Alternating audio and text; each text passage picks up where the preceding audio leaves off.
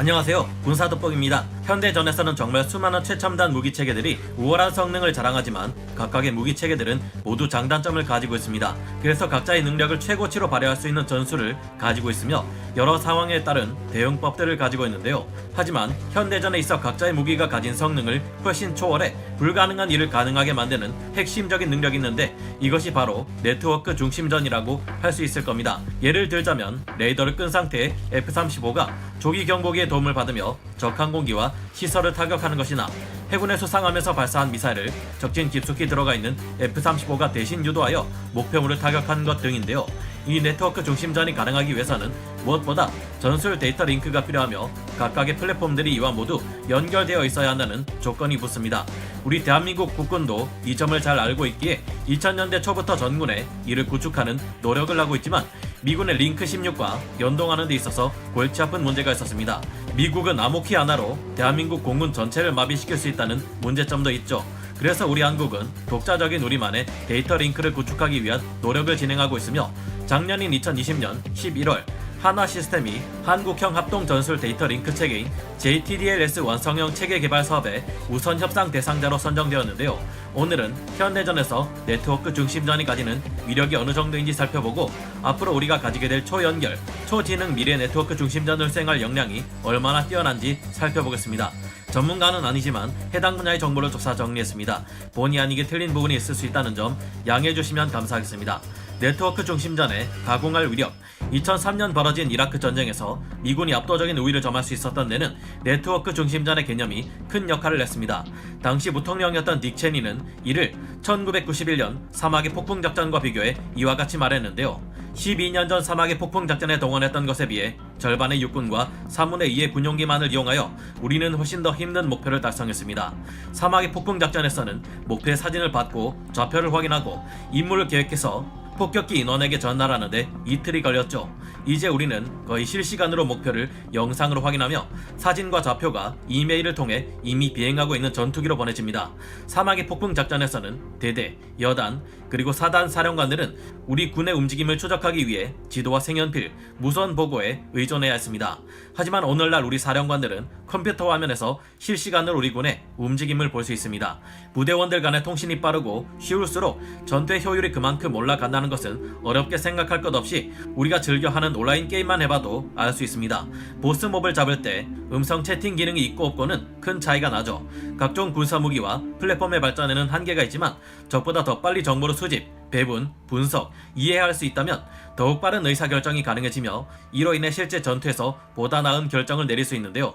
이 덕분에 전투 체계상의 교전 주기와 작전 템포가 빨라짐에 따라 적보다 전투에 있어 우위에 설 수 있게 됩니다. 현대의 네트워크 중심전은 통신 위성과 정찰 위성, 합동 지상 감시 레이더 항공기, 수송기, 전투기, 항공모함, 조기 경보기, 잠수함, 이지스 구축함, 공격 헬기, 전차, 자주포, 지상 통제소, 무인 정찰기 모두가 하나의 통신망으로 묶여 각각의 플랫폼이 가진 장점을 극대화합니다. 미 해군은 여기서 한 걸음 더 나아가 합동 교전 능력이라 불리는 CC 네트워크를 구축하고 있는데요. 자신의 레이더가 표적을 탐지하지 못하더라도 다른 플랫폼에서 보낸 탐지 데이터를 이용해 실시간으로 전체적인 전장의 상황이 어떤지 파악할 수 있게 해주는 것이죠. 이처럼 모든 무기 체계가 정보를 공유하는 네트워크 중심전은 각각의 무기 체계별로 정보를 수집해 싸우는 단위 무기 중심전과는 비교조차 할 수 없는 전투력을 보여줍니다. 이 같은 능력은 미사일 방어 체계인 MD에서 큰 역할을 하며 해상에서 함대 전투 및 스텔스 전투기들과의 교전에서도 반드시 필요한 능력입니다. 이를 위해서 미군은 링크 16과 인공위성 네트워크 외에 F-35를 위한 MADL, E2D에 TTNT 등 여러 전술 데이터 링크 체계를 활용하는데요. 대한민국 네트워크 중심전의 완성, 링크-K, 우리 한국의 국방과학연구소가 주관하는 한국형 합동전술 데이터 링크 체계 JTDLS 완성형 체계 개발 사업은 기존의 한국형 전술 데이터 링크인 링크-K의 주장비와 보조 장비를 개발하고 체계 종합과 무기 체계를 통합해 링크-K를 활용한 네트워크 중심전 체계를 완성하는 것이 목표로 할 수 있습니다. 또한 기존 링크-K의 전송 속도를 향상시키고 항재민 기능을 추가해 적의 전자전 공격을 회피할 수 있는 성능을 강화하는 것도 염두에 두고 있습니다. 우리의 동맹인 미군의 전술 데이터 링크와 연동이 가능해야 함은 물론이고요. 국방과학연구소와 한화 시스템 등이 완성형 링크-K를 개발하는 데는 총 5천억 원 이상에 달하는 엄청난 예산이 들어가는데요. 이미 우리 한국 공군이 미군과 함께 링크 16을 운용하고 있음에도 이처럼 링크 K를 개발하고 발전시키는 데는 피치 못할 이유가 있습니다. 전자, 통신 분야 강국인 우리 한국에서 만들어낸 링크 K 완성형의 성능은 현재 미군이 배치를 시작한 가장 발전된 링크 16용 데이터 모뎀인 MIDS JTRS와 동급 수준으로 알려져 있습니다. 이렇게 훌륭한 체계와 장비를 개발해 놓았지만 이제까지 미군이 한 번도 동맹국의 전술 데이터 링크 체계를 자국의 링크 16과 통합하는 것을 허용한 적이 없었다는 점을 볼 때 완성형 링크 K는 여전히 한국의 F-15K, KF-16 같은 전투기들에 탑재되지 못할 수도 있는데요. 이 점을 알면서도 우리가 링크 K를 굳이 개발한 이유는 뭘까요? 미국의 동맹국인 우리나라가 미국의 데이터 링크인 링크 16을 사용해야 함은 당연한 일이었고, 이에 따라 2005년에 F-15K에 링크 16용 MIDS 모뎀이 장착되었습니다. 그리고 2010년대 들어 개량 사업을 통해 우리 공군의 F-16PB와 FA-50 경공격기 등에도 링크 16이 장착되었는데요. 그런데 미 공군은 갑작스레 링크 16의 암호 방식과 주파수 재조정 등 성능 개량을 추진하면서 우리 한국에도 2022년 1월까지 성능 개량을 끝내도록 요구했습니다. 링크 16에 탑재된 암호화 알고리즘이 40년이 넘은 오래된 모델이고 자유진영의 반대편이라 할 수 있는 대륙 국가와 불곰국이 이를 해독했을 가능성이 높기 때문인데요. 링크 16에서 사용되는 UHF 밴드 전파가 미국 내부에서 주파수 간섭을 일으키고 있다는 점도 이유 중 하나였습니다. 덕분에 우리 공군의 F-15K 전투기, 2737 조기경보 통제기, 패트리어트 지대공 미사일, FA-50 경공격기, F-16 PBU 전투기, AW-159 헬기, KDX-3급 구축함, 공군 방공통제소인 MCRC, 한국군 데이터링크 연동통제사인 KICC까지 9개 전투체계에 대한 성능 개량을 수행해야 합니다. 물론 전력 유지를 위해 필요한 일이지만 비용이 많이 드는 일인데 갑작스레 통보가 날아왔다는 것이 문제였는데요. 어쩔 수 없이 한국방사청은 미국의 요구에 맞춰 2018년 11월 급하게 연합 전술 데이터 링크 사업팀을 급조해 이에 따라야만 했습니다. 2025년까지 한국방사청은 앞서 말씀드린 9개 전투체계에 들어가는 링크 16에 대한 성능 개량 사업을 수행해야 하는데요. 그런데 진짜 문제는 따로 있습니다. 미군은 우리의 성능 개량 스케줄은 모르겠고 그냥 2022년 1월에 자신들의 암호화 체계를 교체할 예정이라 밝혔는데요. 미국은 현재 한국군이 링크 16을 통해 통신하는 내용을 모두 도청할 수 있는 데다 필요할 경우 암호키 공급을 해주지 않아 한국의 공군력을 마비시킬 수 있습니다. 링크 16의 암호키는 매일매일 새로 공급되기에 암호키 공급이 끊기면 당장 그날 우리 공군은 링크 16을 사용할 수 없게 되는데요. 그런데 아까 말씀드렸듯이 미국은 2022년 1월에 암호화 체계를 모두 교체할 예정이므로 그때까지 미처 링크 16의 성능 개량을 끝내지 못한 우리 공군은 곤란한 상황에 처하게 됩니다.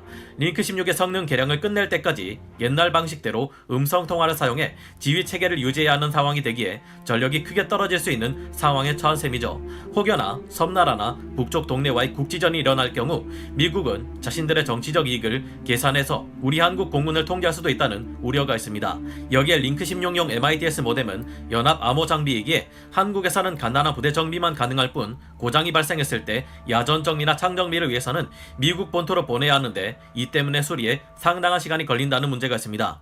이 같은 문제들 때문에 우리 한국 정부는 미군의 링크 16 MIDS JTRS와 동급의 성능을 가진 완성형 링크 K를 개발하기로 결정했습니다. 이 완성형 링크 K 장비들은 2017년 12월에 시제품이 완성되었고 주파수 도약과 같은 일부 기능을 제외하면 미국의 링크 16용 MIDS LVT보다 더 우수한 성능을 가지고 있다는데요.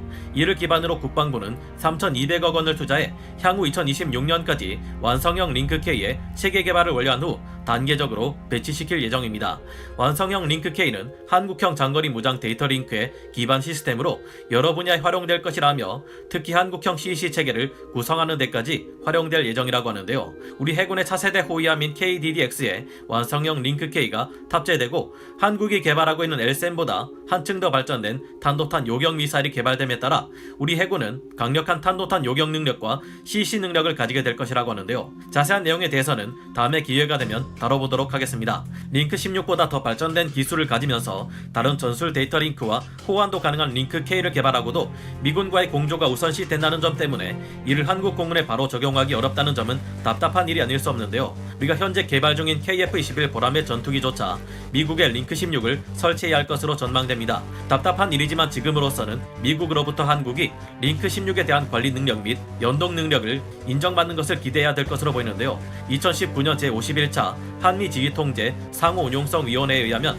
미국에서는 대한민국의 링크 16 관리 능력과 운용 능력을 어느 정도 인정하기 시작했다는 점이 그나마 다행입니다. 링크 K를 개발한 역량을 토대로 어서 빨리 링크 16 운용 능력을 인정받고 우리의 역량이 그들의 상상 이상이라는 것을 보여줄 수 있었으면 좋겠다는 생각이 드네요. 여러분은 어떻게 생각하시나요? 오늘 군사 돋보기 여기서 마치고요. 다음 시간에 다시 돌아오겠습니다. 감사합니다. 영상을 재밌게 보셨다면 구독, 좋아요, 알림 설정 부탁드리겠습니다.